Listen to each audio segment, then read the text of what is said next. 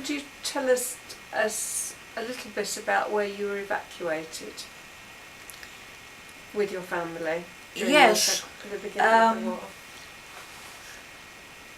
My father, miraculously, after World War I, when there was a dreadful recession, depression, and jobs were so hard to get, a job working as an accountant in the offices of the Astor family, who owned 14 Carlton House Terrace, which looked out onto the Mall.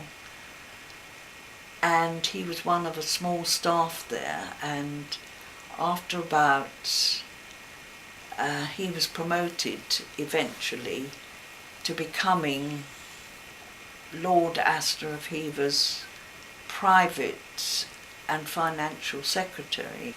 When the war was imminent, but hadn't actually been declared, Lord Astor said to my father, "I've got an empty house on the estate close to the castle, and if you and your wife like to go down there with your family, you can, and stay as long as you would like." And so one afternoon I was sent to collect my little brother, because by this time there was a fourth child in the family, and my brother was about between 5 and 6 years of age, and I went and collected him from school. Being in the primary school, he'd gone back to school before I'd gone back to Minchinton, and I got him out of school. We packed suitcases and put them in a car, which we had.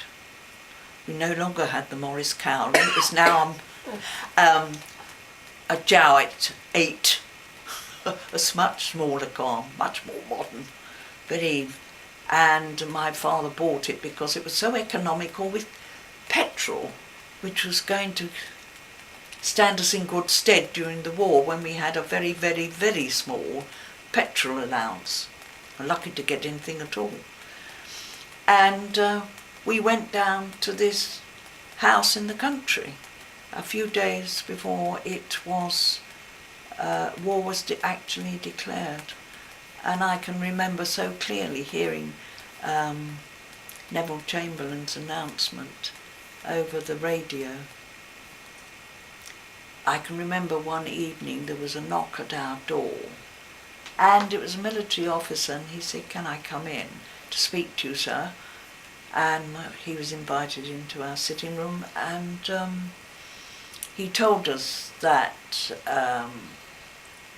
there was the gun emplacement that we knew had been built just a short distance from our house, was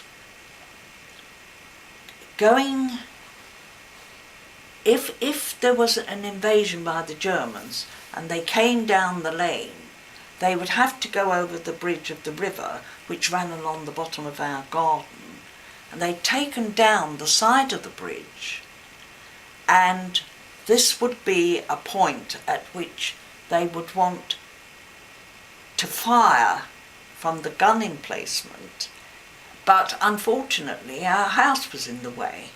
So if there was an invasion, and we knew that there was going to be an invasion because they would ring the church bells. The church bells had been stopped ringing for any occasion. The church bells ringing told us the Germans were invading. And if we knew they were invading, they would come round, pack our house with dynamite and blow it up. And my father was, I think, petrified that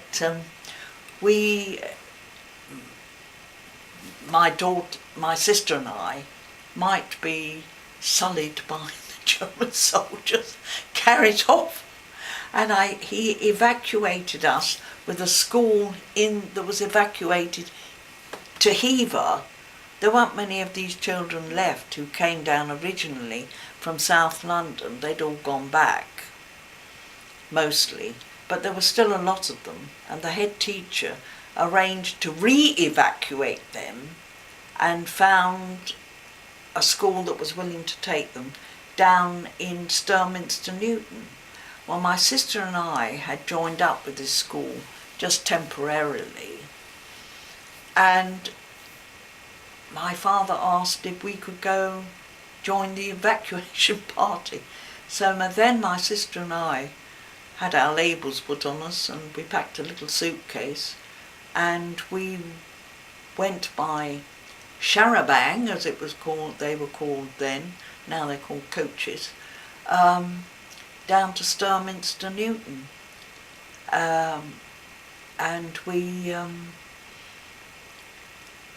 were the third lot of, second lot of evacuees to join the original school down there. So there was the original school, another school had been evacuated onto them, and then they had to make room for us.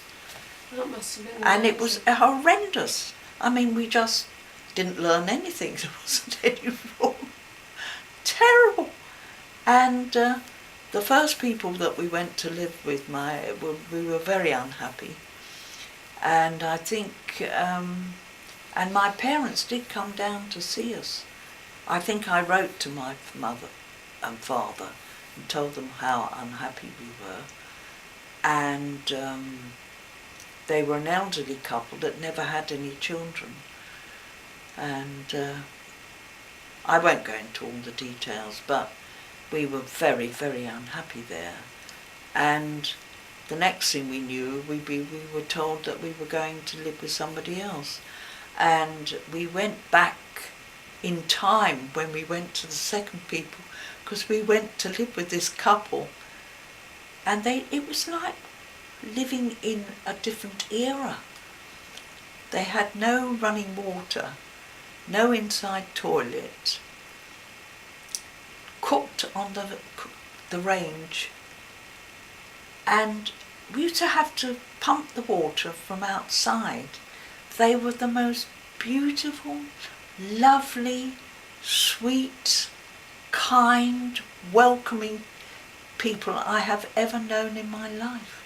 My sister and I were so happy with them. I could have stayed with them for the rest of my life.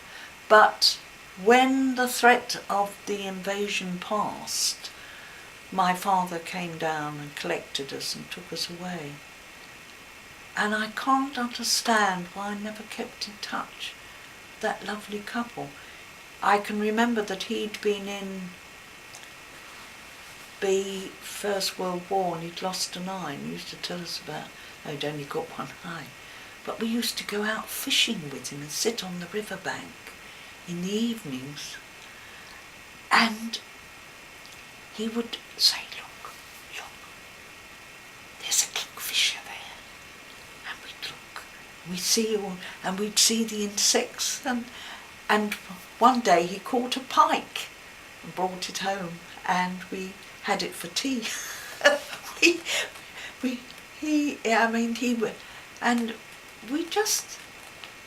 It was magical. We didn't have any electricity.